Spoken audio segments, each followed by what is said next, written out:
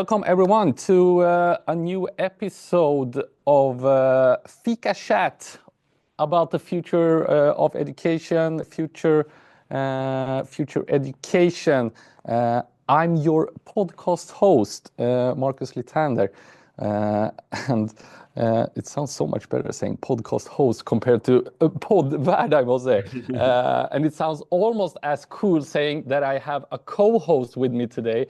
And my co-host is Anna Järbrandt, who is program manager of the ongoing change program or maybe development program for educational development, future education at KTH.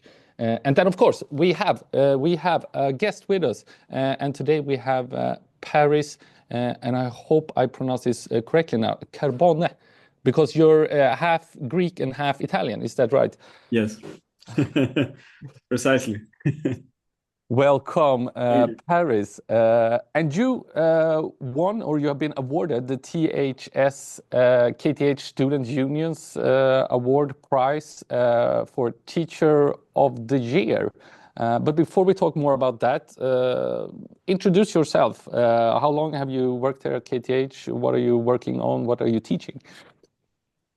Yeah, so I have a long history with KTH because I did my master's actually at KTH. In distributed systems. It was actually one of the few countries that had Sweden had such a master's program, and KTH was the one. I had a hard time finding programs back then. I wanted this specific niche thing to do, which was distributed systems back then. My wife wanted to do machine learning, and we found out that KTH offered both of these programs at the same time. So we came to Sweden and KTH, and I'm here ever since, more or less. That's actually 2011. It's been a while. Oh, nice. Yeah. And now I'm an associate professor at KTH, X School, Electrical Engineering, Computer Science. I have a lab in data systems. We call it Data Systems Lab. It's the only one in the region. And data systems are basically systems that cover most of our data processing needs, storage. It's actually the software that enables all these cool things we see today with generative AI and LLMs. It's actually the software that drives it, and we can actually use it. And I have a team of 6 doctoral students and 1 postdoc, and quite a few engineers, actually. That's something that is unique in our field. We need engineers because a lot of software we are making has to be production ready because it's used a lot in the industry. More or less that's what I'm doing, mostly research and also teaching in this broad field: data systems, scalable systems, distributed databases, and so on. Nice. And I will start with what we in Sweden at least call for the sport question. How does it feel? How does it feel to win this award, and what does it mean to you? It still feels great and odd. It felt amazing when I got it, when I saw it. I couldn't believe that I got this award. Actually, it's funny because that was the day of my birthday, the night of my birthday when I received this email. The next day, I spent in the hospital because I had acute appendicitis. And it was a very scary day. I thought it would be my last day. At the same time, was also grateful because I received this award, at the end of my life, and there's something to grasp on. Anyway, but it still feels great and rewarding, and it's something that, teaching is something that I never really found that it's my main thing, right? It was a side thing. It's something I had to do when I started my tenure track at KTH. But it became something I'm better at, and something I find joy, I would say. Yeah, I've written down here in my questions, like you once said, you have to correct me if I'm wrong, that like you said that teaching wasn't for you. Was there a moment when this changed? Like, oh, maybe teaching is for me. Yeah, exactly. So this applies to pretty much anything. Probably you can find something similar in your case, usually we tend to find joy in things we are really good at, right? We have the circuit in our brain we have trained for. Primarily what I started doing was actually studying music, classical music. I found it very joyful to do. And then I started observing like jazz improvisation musicians. And I was like, this is cool, I need to try this. But it was not very joyful. I was not good at it. And, you know, gradually I started practicing it. I had to play every Sunday at the church, and that helped me out to, you know, practice weekly and so on. And then suddenly I loved it. I became very joyful, and I became better at it. And that was during my teenage years, of course. Then I went into the university.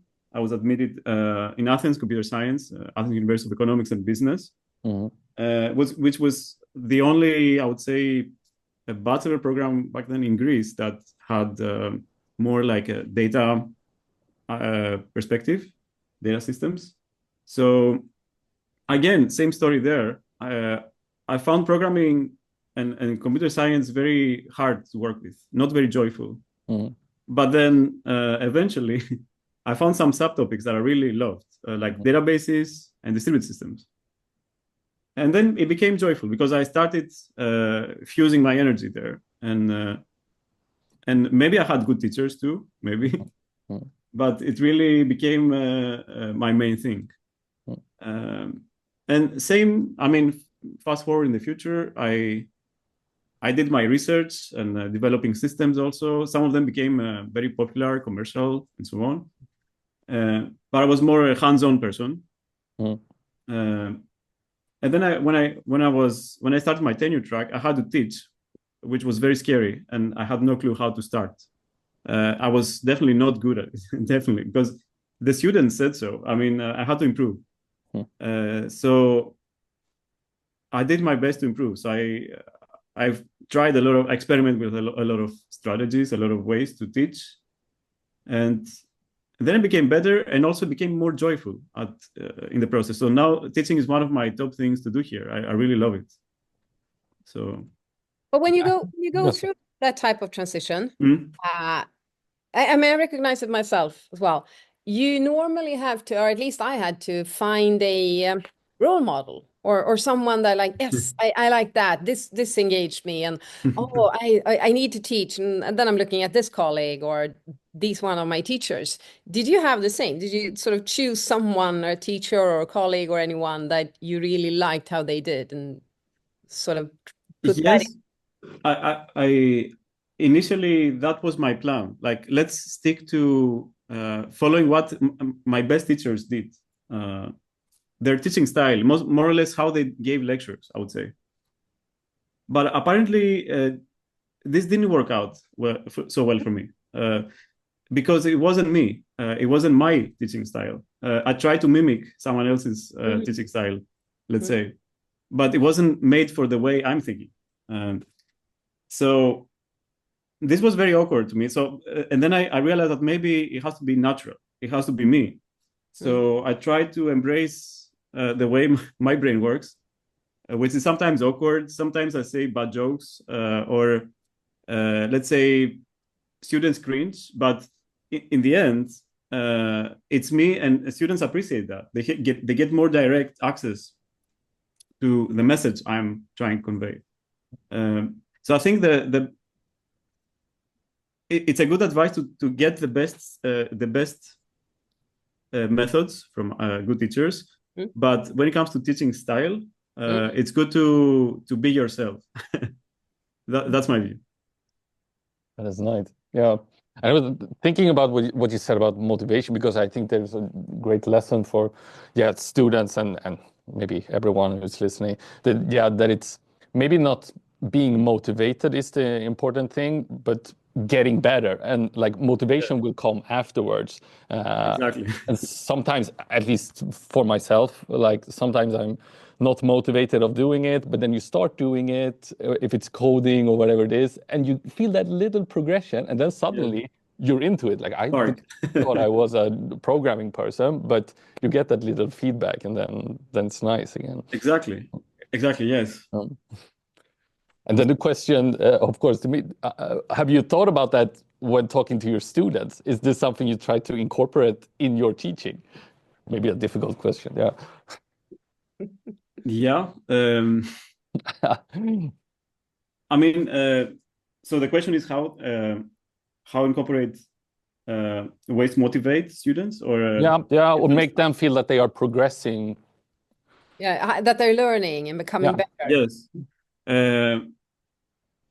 I mean, traditionally, you have to be there when they start and give them feedback, right? And try to encourage them. But this doesn't scale. For example, I had a class where I had 250 students.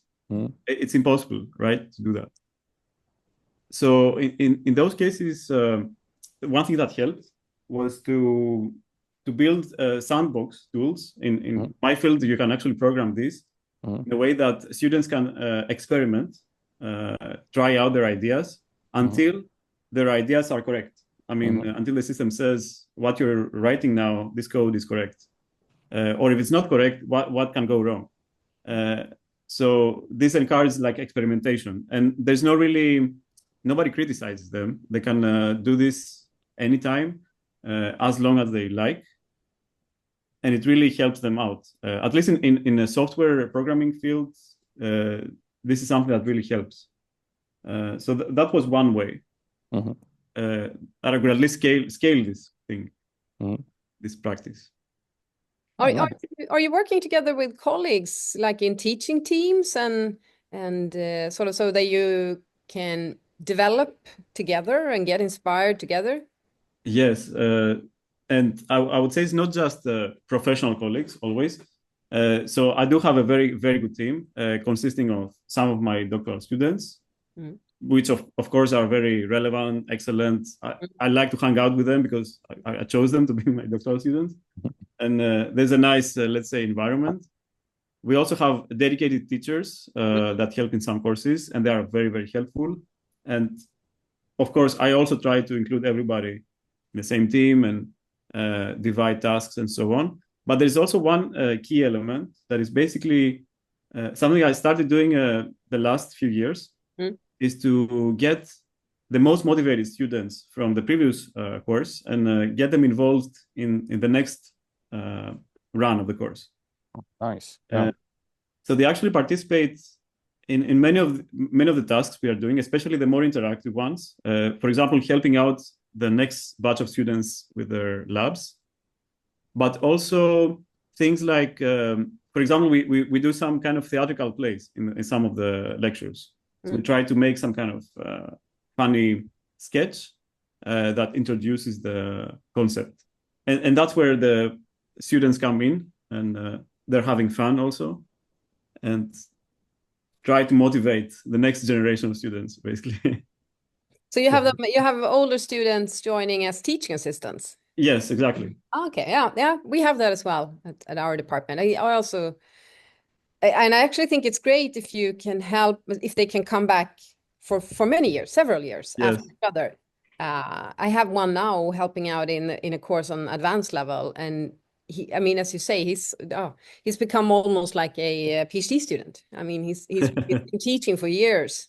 It's a great way of developing. Yeah, exactly. And you also build a stronger like relation, and they understand the topic better and better, and they are. I mean, it's a great thing, and I think it's a good also initiative to motivate the students to do well in the course if they want to get involved and share the fun next year. Yeah, I think this is a really good thing. I don't know if it was more of an idea that students would be able to get course credit for being a teacher assistant the next year. That would be amazing. Maybe that's a suggestion for Anna. Make it come true. Yeah. But I really like this idea. And also maybe it's easier for other students to kind of talk to and connect to other students as well, or past students. Yeah. And the thing is that we have one part of our framework is labeled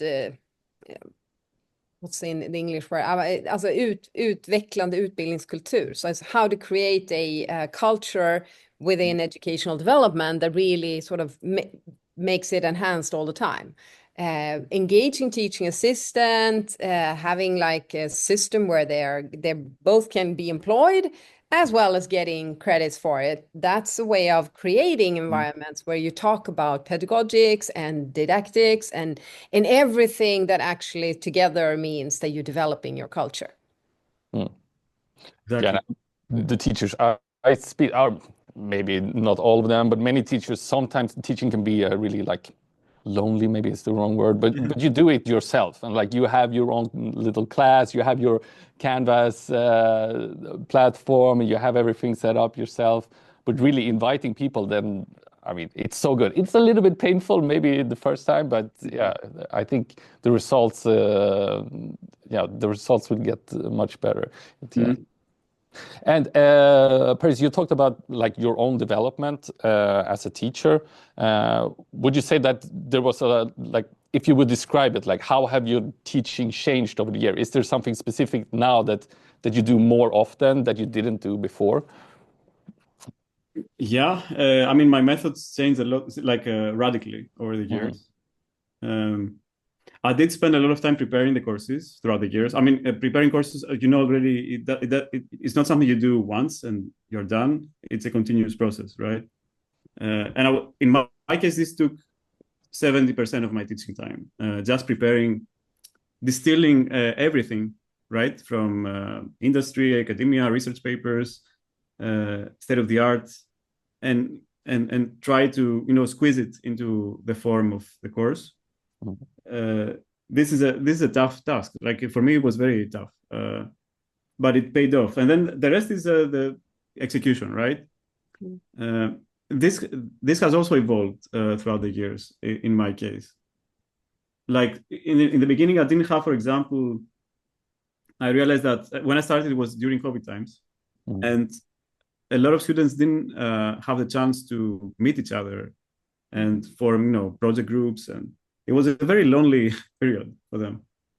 So I started using this. I don't know if you know Piazza. It's some kind of a tool for anonymous, let's say, question making and setting up teams and peer answering. It's a platform that you don't have to expose your name, first of all. So students could just freely talk about their questions. They can answer with each other. And this really created some kind of a good culture, I would say, when it comes to helping each other in the course and knowing each other. I still use that tool today. So I did it not in 2020, but in 2021. In some courses, I started using it, and it was very, very rewarding. That's very interesting. Yeah, I know there is some research on at least what they call like low stake quizzing and so on, because generally it's good to both answer questions and also kind of phrase your own questions to other students. And this seems like this is something that they are doing in this software.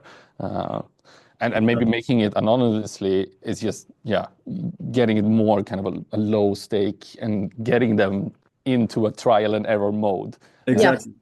I actually think, and I've taught here for a very long time, I actually think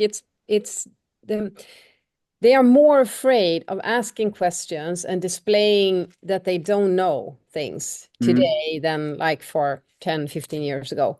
So I think it's a perfect way of helping out in the sort of dropping the scare of saying something stupid or asking something stupid. I mean, 15 years ago, there was no problem if you asked out in the class saying that anybody have a question, then there was a lot of questions and you can answer them. And today it's very silent, very silent. And it's a few of them that dares to show, yes, I haven't understand everything. So I think we need to find these type of tools to help them to drop their sort of scares, their hesitation of showing that I don't know everything. I need to ask. Exactly. But have you seen a change over the years? Where did students used to be more? I think they were more. It depends. It it's dependent on type of program. And I've Exactly, switched my teaching over a couple of different programs. So the student culture really matters when it comes to asking questions. But yes, I would say it's a definite decrease. They are able to ask after a while once they're comfortable, a little bit more comfortable.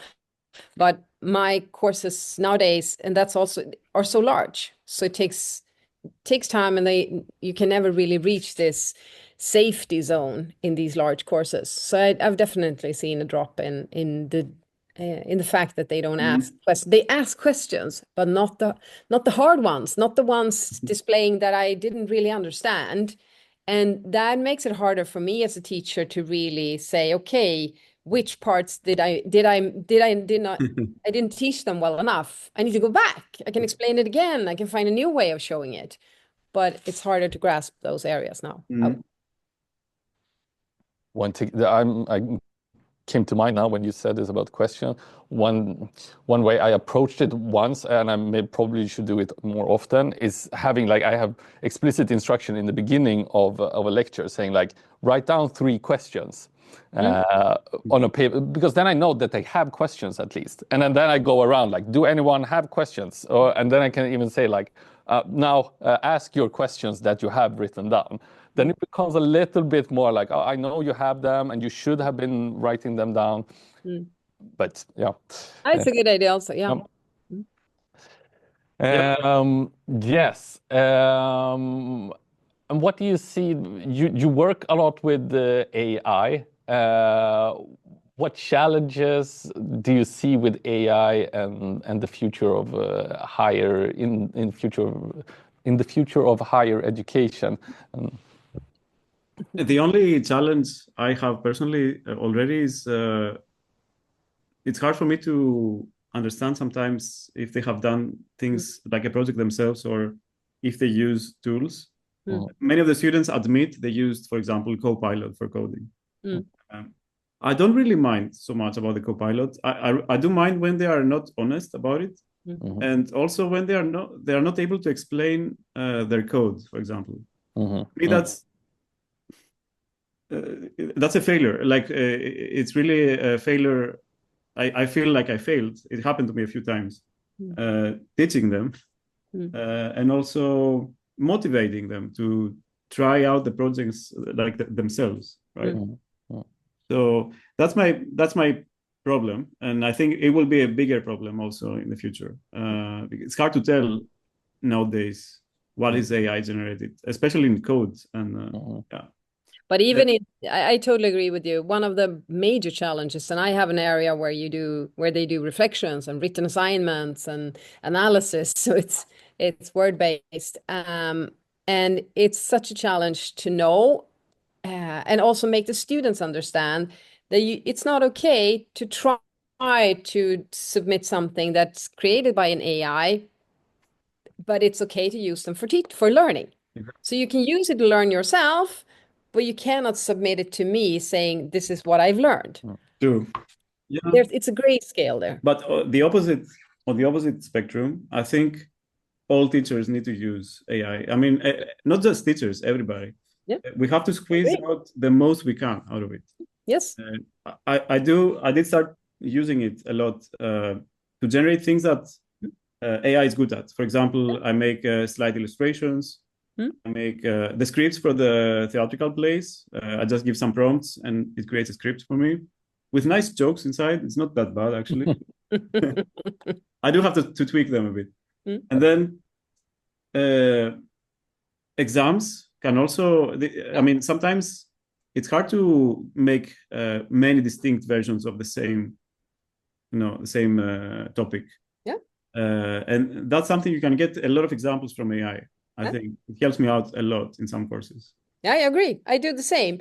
But one of the challenges, I think, is, I mean, as you say, we need to learn. But it's a challenge. I realized this, especially this spring where I have my large course, that some students are actually afraid of using it because they don't want to be accused of cheating. And other students use them but don't know the boundaries or the limit of saying, this is okay and this is not okay.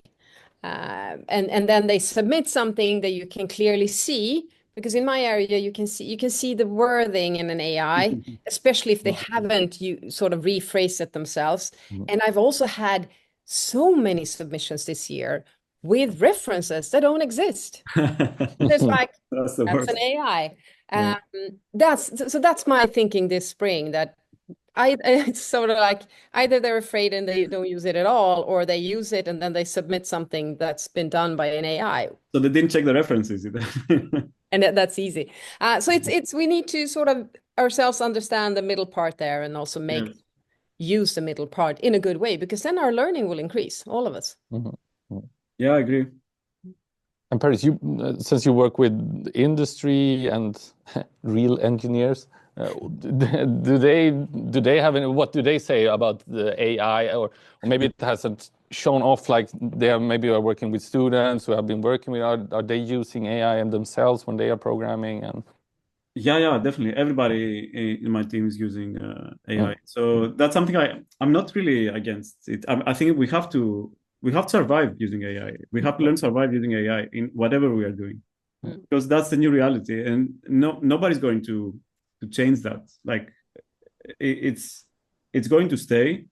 So that means we have to get the most out of it. Because now, let's say if you take an engineering position, and engineers before were kind of focused in doing one thing, using one technology, or having focus on web, for example, front end or back end.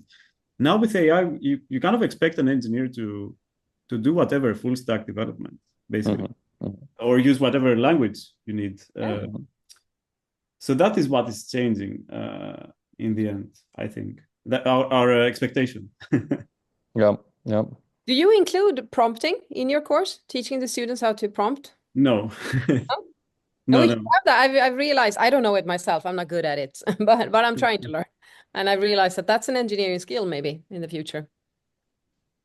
Yeah, so I think in some engineering courses, this has to be part of the curriculum. I don't know if it's already there. No, me neither, no. But not in my, because in my course it's not very relevant, I would say. Okay, looking ahead, we talked about your development as a teacher, and if you would kind of give advice to other teachers, is there something, maybe a mistake you've done yourself, or a general advice, maybe? Yeah, I said already, use AI. If I would start like right away making content for my courses, it would take me half the time basically. Using AI, I think so. It's very good. Also, try to embrace. We also live in a time where you see most people get their education on YouTube. I don't know if you notice, like children, they tend to learn more on YouTube than they actually learn at school.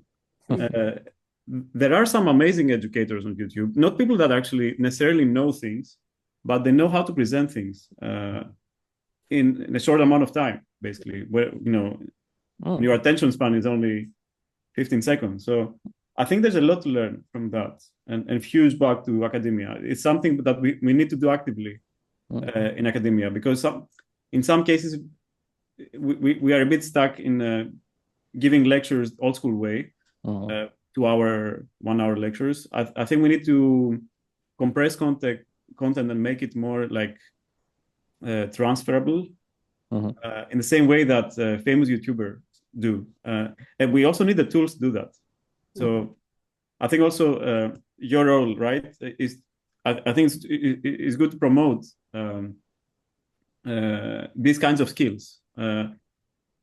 So to learn how to make videos, to edit them, how to make them like easy to follow,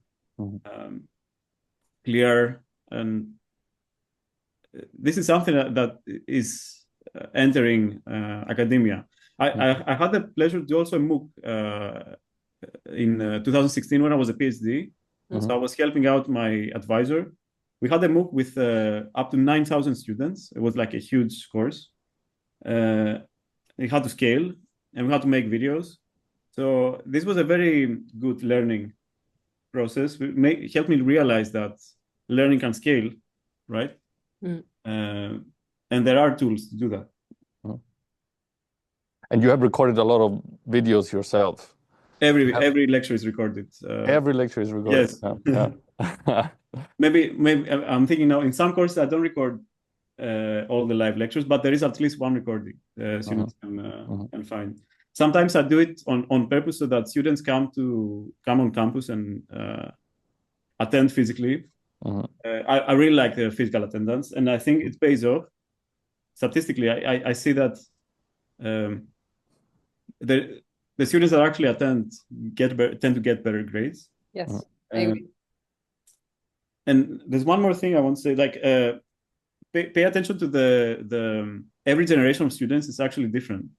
That's something I noticed early. So I was using this this poll, it's called a Mentimeter, to actually assess in the beginning, in the first lecture, I was trying to find out what are the expectations of the students, what's their background, what they want to be in the future. And I noticed like some general trends that are shifting year by year. Like at the beginning, there was a lot of students that want to be engineers, data engineers, for example, or data scientists. And then gradually, I saw like every year, there's more students want to do a PhD, and more students want to become entrepreneurs. Nowadays, I would say the number of students that want to be entrepreneurs is equal to the number of students that want to be data engineers. So we see like a huge shift. It's not something that affects like a generation, let's say every 10 years. When we say millennials, Gen Z, and so on, we are talking about year by year trends, which are of course influenced by geopolitical stuff, economy, and so on. And I think we need to pay attention to that, because the expectations of the students are different every year, and we need to address that in our courses. For example, I bring guest speakers that kind of address what the students want to hear. For example, someone from a startup or someone from industry, let's say. And that's a good thing, because they become more motivated, more involved. They realize that what they're learning is relevant for their careers. Yes, good way to round off, I think. Very nice talking to you, Paris. Thank you so much for today. Thank you, Anna. And thank you all of you who have been listening. And last of all, talking about YouTube, this podcast will be available on YouTube, Spotify, and KTH Play. Now I really sound like a true podcaster. Like and subscribe. Yeah.